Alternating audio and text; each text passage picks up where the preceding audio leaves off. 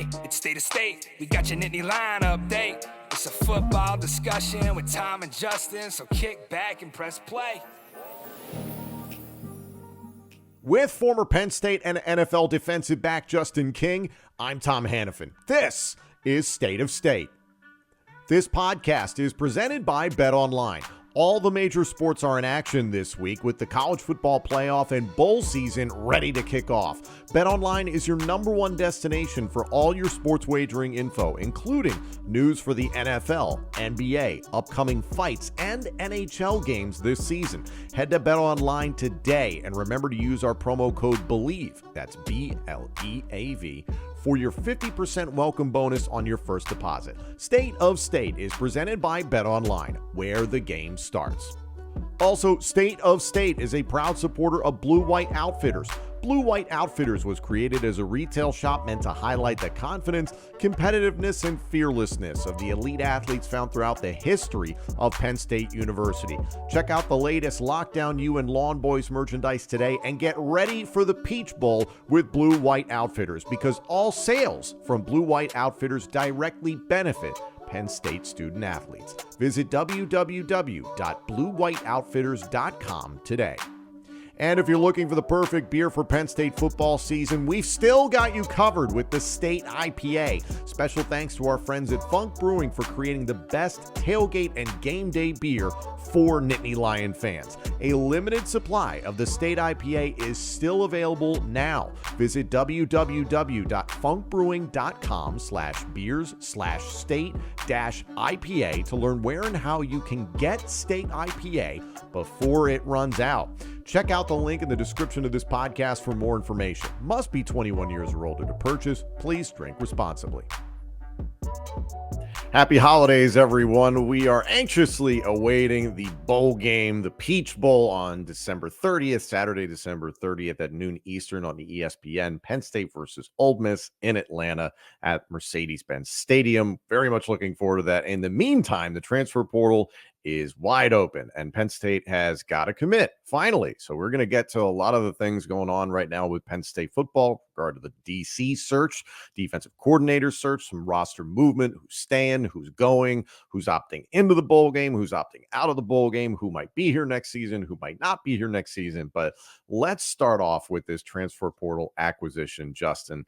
Offensive tackle Alan Herron from D2 Shorter University. He was one of the more highly coveted, sought after, and evaluated tackles in this transfer portal class. I guess that's what we're calling it now. He comes to Penn State, as I mentioned, from a Division II school. He played 22 games there. He's about 6'5", 310 pounds. Very raw as an athlete. The positive thing about his tape is seeing the maturation from the beginning of this past season towards the end of this past season, seeing his footwork improve, seeing his hand placement improve, understanding where to hinge at the waist and how to keep himself in line with a pass rusher, or if he's trying to move forward on a run block, how to position his body the right way. So there are some positives, but you're getting a very raw prospect. And you and I have talked about on this show is that what positions are going to lead to win share probability.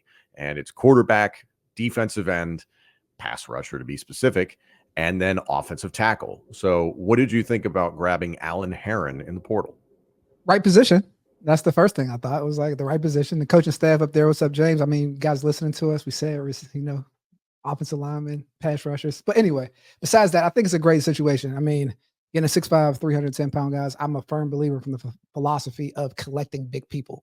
Period. Like, there's just not that many guys walking around on earth that are in the NBA that are massive size, like 6'5", 310, that can move, been at the waist. Just those physical traits, not necessarily the best offensive lineman. Because when we talk about development, that's the coach's job. And I think there's no one better right now at it than Phil Trotwine, someone that I played with in the NFL, comes from a strong pedigree from Florida Gators, and as a player, but transition that into a coach where he's going to produce his first top 10 draft pick in Olu. So with that being said, I really like the pickup. I mean, you just see from the opening of the transfer portal, teams that have really bought in to that interior line play and going back to the old school way of football. Like, this is how you build a program, have been successful, right? When we think about, I mean, not Colorado, but they've had some success landing 5 offensive linemen. But Michigan is my main case in point. Absolutely. Because Poster boys for landing offensive linemen and having success. Absolutely. offensive lineman, defense, just that interior toughness, right? And when you're getting older guys, you're dealing with a little bit of different maturation process they can actually step in and perform. And when we talk about protecting the quarterback, not sure what Andy's offense is going to look like, but it seemed like they move the pocket a lot or some quick passes, but having extra offensive lineman that can step in and contribute is extremely essential. So I love the pickup. I mean, we'll see how he produces, but I really like it from the jump. Well, and to the point you made about new offensive coordinator Andy Kotelnicki coming from Kansas to Penn State, he's known to be malleable and adaptable to the personnel that he is given. So we really don't know exactly what we're going to get next September. So we're looking forward to the blue-white game and seeing kind of a sample of it. So it's a time will tell sort of thing. The time-honored tradition of us saying that on this show. But let's look at the offensive line room altogether for Penn State. Phil Trautwein has obviously done a really nice job, but let's start with the guys that largely started this year for Penn State.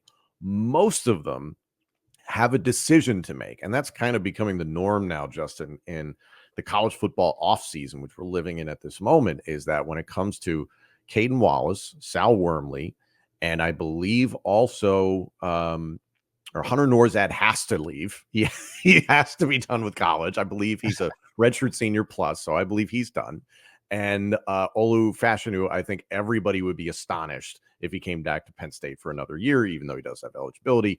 More than likely, he is going to the NFL to get his money, which he absolutely should. But there's at least 4 pieces of this starting offensive line that you could potentially lose this year of guys that want to go into the draft, have to go into the draft if you're Hunter Norzad, or even, who knows, there could be a decision in the next few weeks of a player that maybe wants to transfer. You have no idea. And this is, let's also not forget, this offensive line started the year losing Landon Tengwall, who had to medically retire from football. Friend of the show, had him on this podcast, and he was wonderful to speak to, and we wish him all the best and everything he has going forward. But after, you've got Vega Ioane, who got a lot of run this year, Drew Shelton, and JB Nelson got a lot of run. And James Franklin and company are very, very adamant about cross-training offensive linemen. So you wonder, is this a situation where Heron is going to be asked to step in and start? Or it's like, hey, man, we're going to have a big, long competition for the entirety of the offseason. We'll see what we have in August.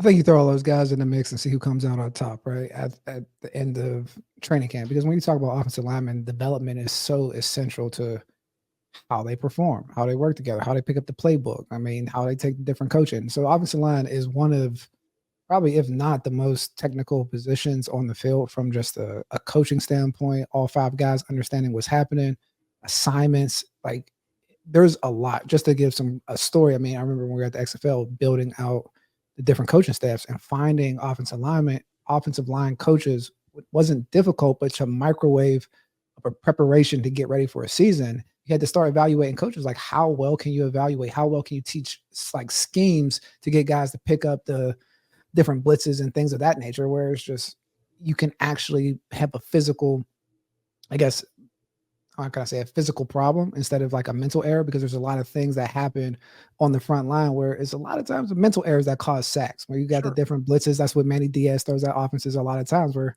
offensive linemen are confused. So it's going to be up to the fact that if he can pick up Andy's offensive playbook and understand what's going on. I think, 6'5", 310, not to just be on the measurables of it, someone that's played 22 games in college football, I put some level of a premium on that.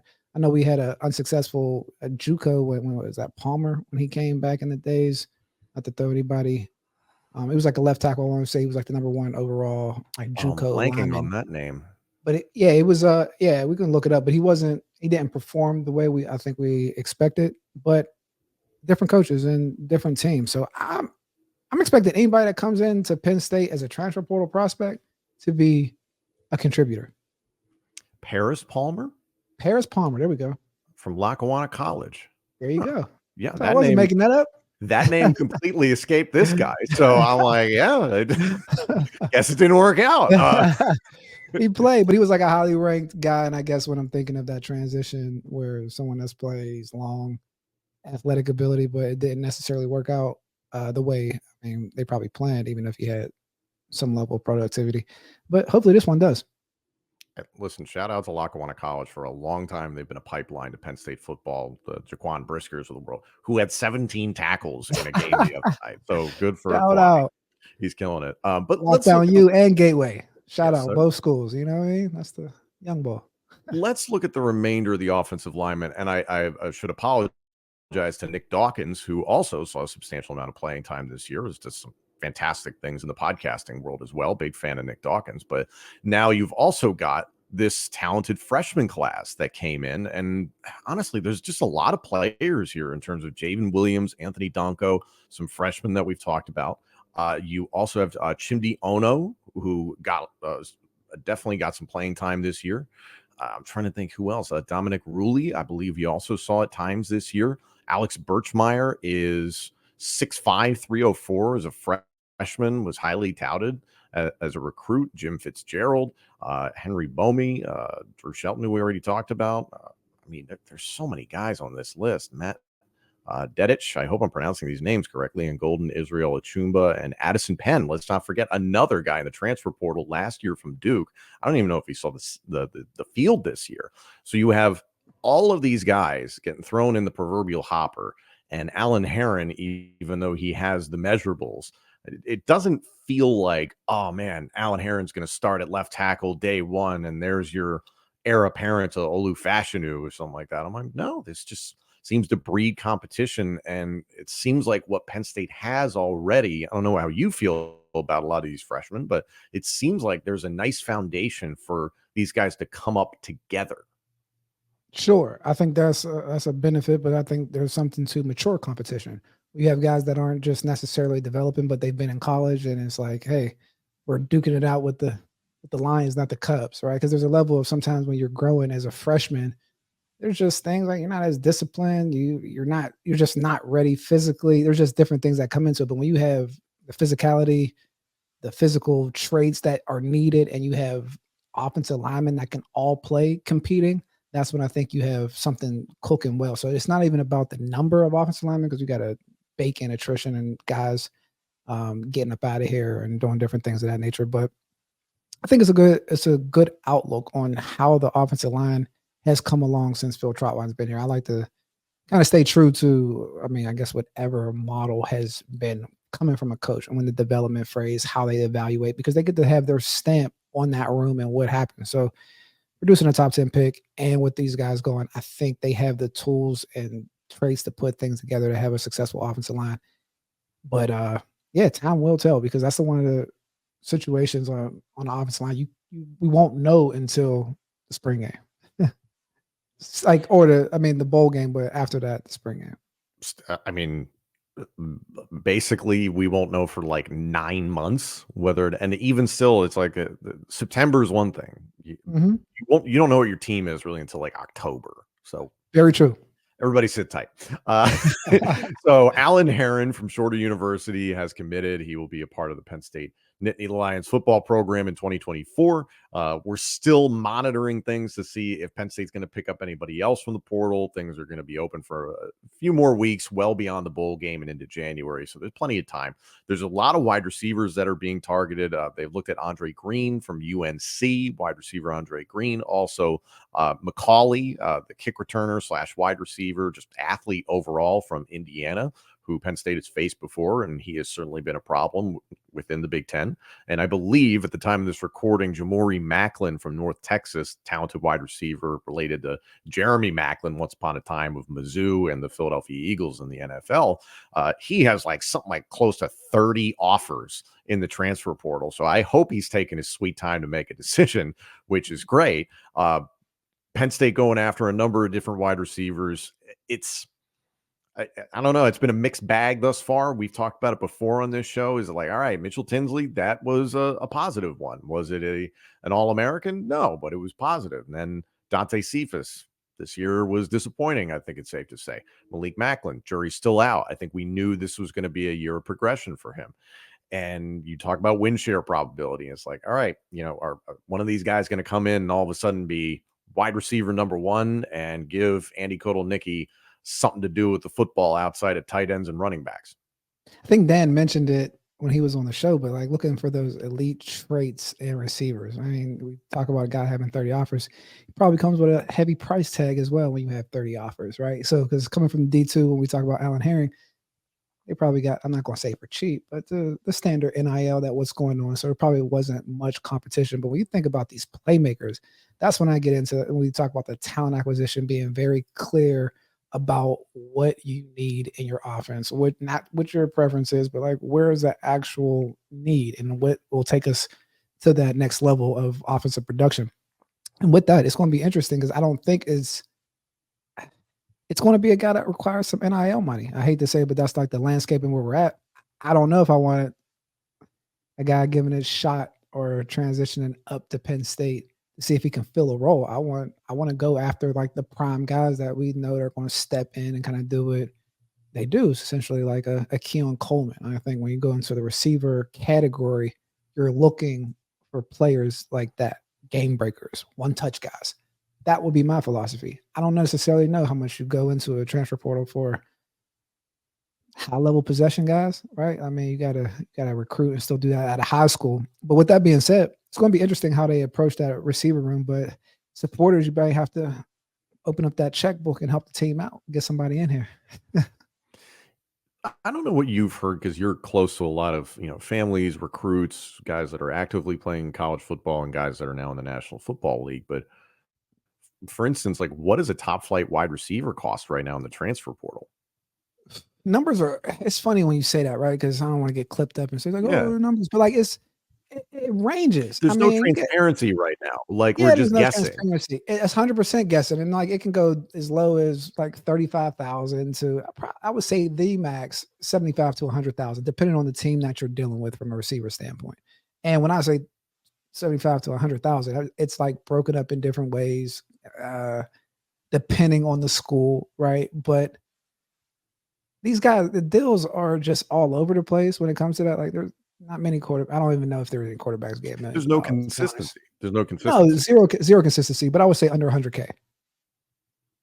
I would say under 100K for a receiver. Like when you think of a 2-year guy, what they have to do, because a lot of deals that are being presented is like, hey, we give you opportunity, and then these are the things that you can kind of hit from an escalator standpoint, quote unquote. Like, hey, we can provide this, and moving forward. Some guys have agents already. Some guys have outside entities looking for deals. For example, like a Brock Bowers down in Georgia. He's like their top receiver, but he doesn't even deal with essentially their collective. What I heard, or he has his own person that goes out and sources deals. He doesn't really need the team support because he's his own asset and entity, which I think is the most sustainable way of approaching this. Because I'm saying all this to say is that a guy like that and that we're looking for would probably have a situation where he has some value that demands some compensation. And with that, it's just up to us to do the correct asset allocation and bringing the right guys that make those splash plays. Because I mean, personally, I don't want any more possession receivers. Well, it's it brings me to the conversation that's been surrounding Ohio State wide receiver Marvin Harrison Jr. Now, I'm not saying that he's in the transfer portal. I would be stunned if that happened. No, there's been a conversation out there that allegedly Ohio State is trying to come up with a package to offer him first-round draft pick caliber NIL compensation to come back to Ohio State to 2024. And it does bring up a very valid conversation of, okay, say he's a top 5 pick. He's getting guaranteed $20 to $25 million. So what are you going to throw at him for 1 year to come back to Columbus to potentially get hurt and hurt his future earnings just so he can try and beat Michigan, try and win a Big Ten title, try and win a national championship, which nothing against all those pursuits, but after a while, it's like you have $25 million staring you in the face. Why delay that and chance it on a school that could potentially offer you, like Ryan Day said last offseason, again, $13 million to maintain his roster. Okay. And we talked with Lydell Sargent. It was like, did they hit that number? We have no idea. Say you threw 5, say through 10, 15 at one guy, Marvin Harrison Jr. I think we all agree he's the greatest wide receiver in football right now. He is a game changer, but how many game changer wide receivers exist out there? And then are you sacrificing the rest of your quote unquote salary cap? Because we're living in that era now, to keep one dude who may or may not get you over the hump. I think there's a question of like hard cash versus value. I don't think you ever give a player $25 million of hard cash, but you can give them $25 million of deferred type of money. That's a different type of situation. With all the different situation. There you go. But even with just Columbus being like a major city and the companies and businesses that are associated with Ohio State, I feel like you can get pretty creative to make a pitch that we have a legacy deal for you to the extent of you'll always make money if you come here. That will equal up to 25 million when you get done and cover him for his insurance if he gets hurt and different things. I think you can get really creative with compensation. I mean, we had the opportunity with Kenny Robinson at the XFL when he left West Virginia, and how we set up the contract, whether it's like paying for training, paying for different development, different subsidizing different things for him. The benefits different in different areas. I'm not saying any of this is better than cold hard $25 million worth of $25 million of cash getting from the NFL team. Not at all. But if it's a Columbus move, I don't think this is a football or Ohio State football decision to keep him there. This is a Columbus supporters, alumni, everybody, municipality, like keeping this one guy here. And so from that standpoint, I don't know if it goes into the salary cap when you get creative with value propositions for a player, because I mean, if there's some way that you can set him up for the next 25, 30 years as a football player in his situation, not that I wouldn't leave, but it begs you to weigh your options. How you come back and you get them, they say $3 to $5 million out of pocket, but there's like 35 million waiting in opportunities when he gets done playing, he can come back. And it's just like there, like your post, you can set up something where your post career is set. Like this isn't even about, this is about after I'm going to the NFL. And those are the different type of games you can play, but I don't know who's pressing those lines like that yet. That is a very creative idea. I like that. I like that a lot. I don't know if anybody was going to do it or not, but there's all these things out there. You know, Charlie Baker proposed the trust funds for the trust fund or NIL backing for a select group of teams within college football. So anything is possible. I mean, from cars to somewhere to live to constant promotion. Like if he stays at Ohio State, he's a legend already at Ohio State. I mean, the players that I played with, Malcolm Jenkins, they can go back and James Laurinaitis, he's the linebackers coach up there. So when you see those different things happening, it's a type of town where they feed back into the program. I feel like there's enough connections that how they operate in Columbus doing business there that they can find some creative ways to make that guy happy. It's just up to him of risking, I guess, some of it and foregoing this season in the NFL. It's very much the Wild West right now. There really is no transparency in terms of like what these guys are getting paid to go someplace. Like every once in a while, a story will leak out, but you'd have no idea if it's real or not because nobody's going to open up and show you their direct deposit. That's just the truth of the matter. Let's shift our focus to the ongoing search for Penn State's next defensive coordinator after Manny Diaz departed for Duke to become their head coach. That search is ongoing. Earlier this week, James Franklin and the CEO and president of the Cotton Bowl, of the Peach Bowl, Gary Stokan, who we've had on this show. Gary was our guest on Sunday's episode of State of State. Is that, the overall, there's a lot of excitement going into the Peach Bowl, and questions were asked about the defensive coordinator search, and James Franklin saying things, it's like, oh, he hoped to have something for you soon. So it's like, okay, is that done in the next week? Is it done in the next 2 weeks? Hopefully it's done before the bowl game. I think that would be really extending it, obviously, since the transfer portal closes about a week or two later. I can't remember the exact date off the top of my head, but there have been plenty of people talking about the internal prospects of people we raised on this show: Anthony Poindexter, Terry Smith, certainly probably some other people that we're not even considering at this point. No disrespect to them, but hey, there could be something out of left field. have you heard anything? Is there anything new? Is there anybody outside of the program that you think Penn State fans should maybe have their antenna up about? Outside of the program, I mean, because like the internal stuff is the internal stuff, but outside of the program, after the people that we mentioned, I mean, Tom Allen, like when we talk about like the head coaches or the Former head defensive coach of Indiana. Yeah. former head coaches, but we were speaking of the defensive coordinators having head coach experience all the way back, I mean, from Pry and then Shoop prior to him, he was a head coach, and then Manny Diaz was a head coach, and I think there's a comfort level with James where the defensive guy needs to be a head coach, because when he has his philosophy of, hey, this guy needs to be the head coach of this side of the ball, really trusted him to be be the head coach. When you think about the offensive side, James is still an offensive guy. So you can see someone that's up and coming because you can have your hand on him. I don't think he's a defensive guy. So I would be looking for a head coach like a Jeff Collins, who was at Georgia Tech, someone like that, outside of space. And then there's some DB coaches in the South that, just to give some thought around, DB coach at South Carolina is a pretty good one, but it gets pretty hectic. But with the way James tries to the way he's historically filled the position on the defensive side, I would be looking for a former head coach. You referencing Torian Gray? I am referencing Torian Gray.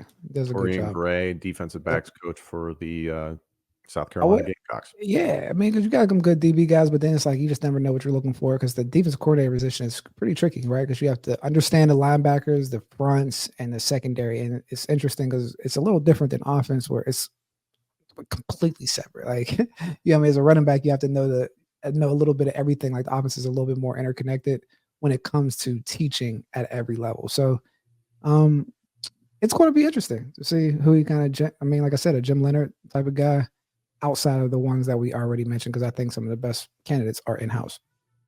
Say hello to a stressless holiday season with the help of HelloFresh. Skip the grocery store and save time with easy, tasty recipes delivered right to your door. Justin, here in Philadelphia, the lines were crazy in the lead up to Thanksgiving at the grocery store, and I am very, very thankful to have this entire circumstance we do with HelloFresh. They've been great partners, and to have healthy, inexpensive, and awesome meals shipped right to my door, it takes all the hassle out of the holidays. The one thing I cannot stand is going to the grocery store, or here in Pittsburgh, going to the strip district around Thanksgiving. You have to fight for turkeys. You have to fight for stuffing. You have to fight for all your food that you want to prepare. So having this partnership with HelloFresh and having your ingredients and food delivered to your doorstep in the holiday season gives you more time to cherish your moments with your family and enjoy the holiday weekend. There's no need to fight. There really is no need to fight. HelloFresh has over 45 recipes and more than 100 seasonal add-on items to choose from every week, so it's easier than ever to find something everyone will enjoy. Go to HelloFresh.com/LionFree and use code LionFree, that's LionFree, for free breakfast for life. One breakfast item per box while subscription is active. Again, that's free breakfast for life at HelloFresh.com/LionFree with code LionFree. That's LionFree. HelloFresh, America's #1 meal kit. That search continues. We're going to keep an eye on it.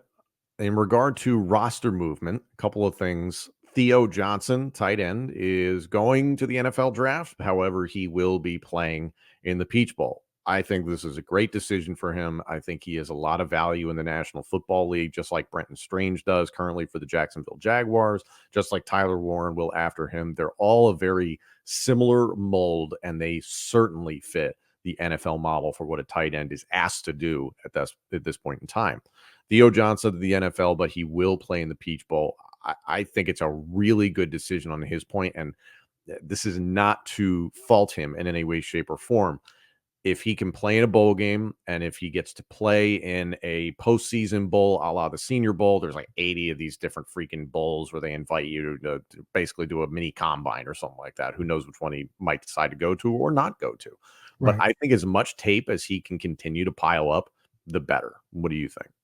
I completely agree. He didn't have as much productivity this year that we probably thought coming into it, but he's always been a physical freak, whether he's coming out of high school, as he continued to develop at Penn State, and always showed those traits and how he plays. He plays with a nasty streak. He's athletic. He has everything that the NFL is looking for. So I think it's a good move for him to continue to move on. And I think it shows a love for the game to play in the Peach Bowl, especially in today's age of football where guys opt out as soon as they're saying that they're going to the NFL. And like I said in our previous episode, whereas the culture at Penn State is for guys to play and compete. It's one of the core values of the program is compete. I think it's the first one. So like with that, that's just bread. So when there's an opportunity to play, guys want to play. And like again, from the NFL side and a personnel standpoint, they always say it doesn't hurt you if you decide not to play, but it only helps you if you do. Mm-hmm. And of course, everyone's trying to stave off injury, but I think in his position, playing in the Peach Bowl, playing potentially in something like a Senior Bowl is good for him. The more that he can do, the more that he can show is great. So, you just hope that he stays healthy. And he is one of the biggest supporters of James Franklin. He's been very outspoken this entire season. After the Michigan loss, sounded like he rallied the team, rallied around James Franklin especially. So that's the type of dude that if you're an NFL, general manager or coach, it's like, hey, you want a guy like that in your locker room that galvanizes the other guys. I think that's a special thing. And then the rest of the tight end room, like just for Penn State fans, and it's like, man, we went from a three-headed monster with Strange, Johnson, and Warren. Well, fear not, because there's about like 80 tight ends on this roster. Khalil Dinkins flashed this year. Obviously, Tyler Warren, we know so far, we expect Tyler Warren back, but he is a junior. Theoretically, he could go to the NFL if he elected to. Joey Schlaffer, a freshman, has gotten a lot of praise. Andrew Rappelier has gotten a lot of play this year as well. Not a lot of play, but enough play, and was certainly highly recruited out of Massachusetts. And then Jerry Cross is a redshirt freshman. He's 6'5", 254. And Finn Fermanek, I don't believe if I've ever spoken his name out loud, freshman tight end from State College area high school, one of our favorites. So there's a lot of talent in the pipeline. So it's not to say that you don't value Theo Johnson, but for 2024, there are other guys coming. So I feel confident that the tight end position will be in good hands once Theo Johnson departs for the NFL. I do. And Penn State has had a strong history of tight ends that have come in and produced. Even from when I was here, like Corliss and then Mickey Schuler, and then continued to move on to what's my man's name who played for the Steelers? Jesse James. Jesse James, yeah, another Pittsburgh guy. Pat Fryer. I mean, so like we recycle, and once you have that brand as a school of what you produce from a position group, it's a little easier to get talent in. So I'm not concerned about the tight ends. Corliss had that God's gift tattoo on his triceps, right? That is cool. Yeah. Shout out Andrew Corliss, man. One of the best tight ends I've seen at Penn State ever, to be honest. He was a freak athlete. And then, Justin, I think you and I owe an apology to punter Riley Thompson, because he has declared that he's returning to Penn State, not just for next season, but I believe for the next 2 years. And you and I have talked a lot about successful transfer portal acquisitions. And I think we owe an apology to Riley Thompson, because as a punter this year, he was outstanding, transferred from Florida Atlantic and came here to Penn State. He's from Australia on top of that. So we should be even nicer to somebody who's not from this country. But getting Riley Thompson back, I know it's not the sexiest headline ever to get your punter back, but Riley Thompson was outstanding this year. And on top of that, Alex Felkin, a kicker, was another guy in the transfer portal. So I feel bad. I want to apologize on behalf of this platform, is that we just didn't give these transfer portal acquisitions the love that they deserve, because we're talking about Chop Robinson and Arnold Ebiketie, and it's like, yeah, those guys absolutely knocked it out of the park. I think you got to have the same conversation about Felkin and about Thompson. What do you think? I do agree. I mean, because punters are extremely important. I know everyone looks at the field goal kickers because we think of the points, but as a defensive back, I like punters that you can rely on and that give you field position to help play defense against, right? So I don't think anybody's ever seen a team where it's like one of those positions, like we talk about nickel on defense, where you don't really understand how valuable it is until you do not have a good punter, right? Where you're backed up and he like shanks it, it is a 15-yard punt or anything like in that vein. I mean, we had Blake here. I mean, we've had some premier punters where that lends to the success of the defense. Like, they have a long field to cover. Guys have to continue to produce throughout the whole track. When you have a good punter, man, that's a weapon. Punter is a weapon. So our bad, man. Well, and for a handful of years consecutively here, Justin, this program has had a punter / kicker pulling double duty. This was the first season, I think, in like 3 or 4 years where you didn't have that. You had Felkins as your place kicker, and then you had Thompson as your punter. And for years, there had been a little bit of a shortage of production, I would say, from place kicker. And to see both those positions in good standing, like as you mentioned, the punter position had been shored up for a long time. And it was like, man, this is just Thompson in a long line of solid punters to come through Penn State. Awesome. He got that shored up. And then Felkins, give him his flowers, the way he stepped in, transferred from Columbia University and did a really nice job this year.